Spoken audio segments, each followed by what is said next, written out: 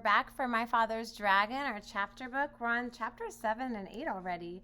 When we last left Elmer, he had set up the rhinoceros with his toothbrush to fix up that tusk.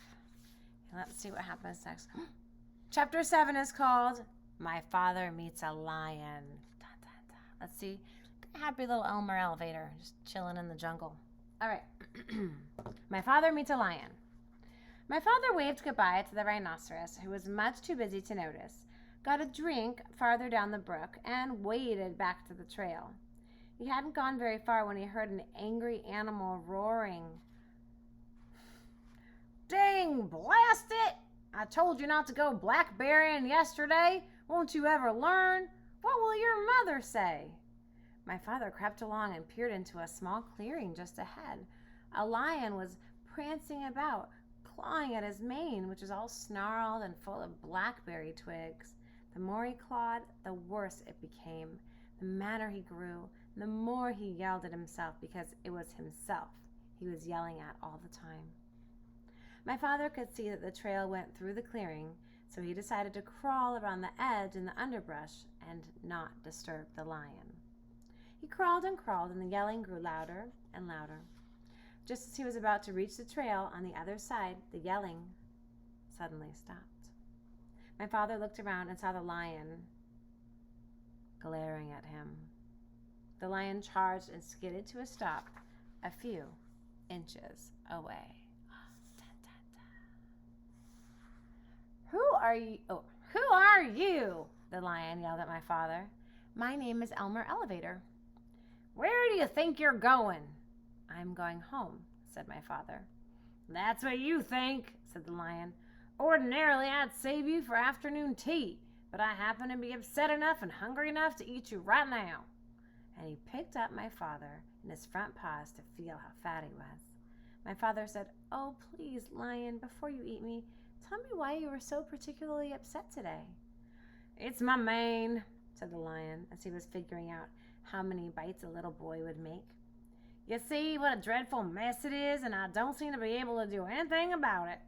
My mother is coming over on the dragon this afternoon, and if she sees me this way, I'm afraid she'll stop my allowance. She can't stand messy manes. But I'm going to eat you now, so it won't make any difference to you. Here, do you see that messy mane? Look at that, a whole stick, like a bramble from a blackberry bush in there. Oh, wait a minute, said my father. I'll give you just the thing to make your mane all tidy and beautiful. I have them here in my pack. You do? Said the lion. Well, give them to me, and perhaps I'll save you for afternoon tea after all. And he put my father down on the ground. My father opened the pack and took out the comb and the brush and the 7 hair ribbons of different colors. Look, he said, I'll show you what to do on your forelock, where you can watch me. First you brush a while, and then you comb, and then you brush again until all the twigs and snarls are gone. Then you divide it up into 3, and you braid it like this, and you tie a ribbon around the ends. As my father was doing this, the lion watched very carefully and began to look much happier. When my father tied on the ribbon, he was all smiles. Oh, that's wonderful, really wonderful, said the lion. Let me have the comb and brush and see if I can do it. So my father gave him the comb and the brush, and the lion began busily grooming his mane. As a matter of fact, he was so busy that he didn't even know when my father left. And there's your picture. So fancy. And the title of the next chapter is My Father Meets a Gorilla. So let's read it. Chapter 8. My father was very hungry, so he sat down under a baby banyan tree on the side of the trail and ate 4 tangerines. He wanted to eat 8 or 10, but he had only 13 left. It might be a long time before he could get more. He packed away all the peels and was about to get up when he heard the familiar voices of the boars. I wouldn't have believed it if I hadn't seen them with my own eyes, but wait and see for yourself. All the tigers are sitting around chewing gum to beat the band. Old Rhinoceros is so busy brushing his tusk that he doesn't even look around to see who's going by. They're all so busy they won't even talk to me.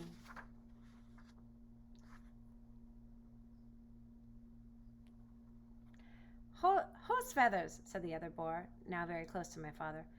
They'll talk to me. I'm going to get to the bottom of this as if it's the last thing I do. The voices passed my father and went around a curve, and he hurried on because he knew how much more upset the boars would be when they saw the lion's mane tied up in hair ribbons. Before long, my father came to a crossroads, and he stopped to read the signs. Straight ahead, an arrow pointed to the beginning of the river. To the left, the ocean rocks, and to the right, to the dragon ferry. So there's a sign right there. My father was reading all these signs when he heard paw steps and ducked behind the signpost. A beautiful lioness paraded past and turned down toward the clearings. Although she could have seen my father if she had bothered to glance at the post, she was much too occupied looking dignified to see anything but the tip of her own nose. It was the lion's mother, of course, and that, thought my father, must mean that the dragon was on this side of the river. He hurried on, but it was farther away than he had judged. He finally came to the riverbank in the late afternoon and looked all around, but there was no dragon anywhere in sight. He must have gone back to the other side. My father sat down under the palm tree and was trying to have a good idea when something big and black and hairy jumped out of the tree and landed with a loud crash at his feet. "Well?" said a huge voice. "Well, what?" said my father, for he was very sorry when he looked up and discovered that he was talking to an enormous and very fierce gorilla. "Well, explain yourself," said the gorilla. "I'll give you till 10 to tell me your name, your business, your age, and what's in that pack." And he began counting to 10 as fast as he could. 1, 2, 3, 4, 5, 6, 7, 8, 9. My father didn't even have time to say Elmer Elevator Explorer before the gorilla interrupted. "Too slow! I'll twist your arms the way I twist the dragon's wings, and then we'll see if you can't hurry up a bit." He grabbed my father's arms, one in each fist, and was just about to twist them when he suddenly let go and began scratching his chest with both hands. "Ugh! Blast those fleas!" he raged. "They won't give you a moment's peace. The worst of it is that you can't even get a good look at them. Rosie, Rhoda, Rachel, Ruthie, Ruby, Roberta! Come here and give her to this flea on my chest. It's driving me crazy."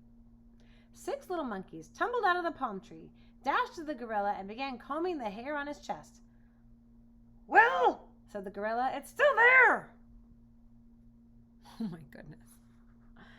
We're looking, said the 6 little monkeys. "But they're awfully hard to see, you know." "I know," said the gorilla. "But hurry, I've got work to do." And he winked at my father. "Oh, gorilla," said my father, "in my knapsack, I have 6 magnifying glasses. That'd be just the thing for hunting fleas."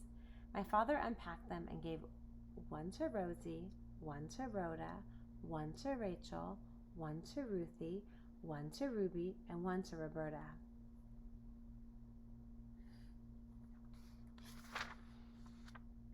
"Why, they're miraculous," said the 6 little monkeys. "It's easy to see the fleas now, only there are hundreds of them." And they went on hunting frantically. A moment later, many more monkeys appeared out of a nearby clump of mangroves and began crowding around to get a look at the fleas through the magnifying lenses. They completely surrounded the gorilla, and he could not see my father, nor did he remember to twist his arms. Do you see that flea?